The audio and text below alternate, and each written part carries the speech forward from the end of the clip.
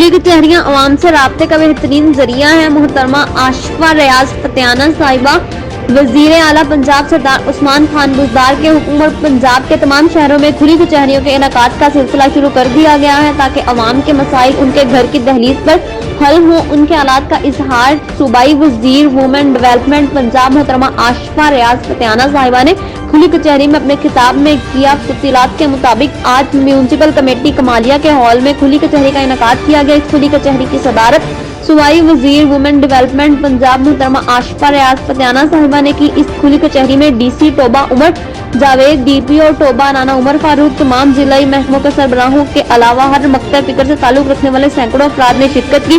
Report کر رہے ہیں مقبول طارق۔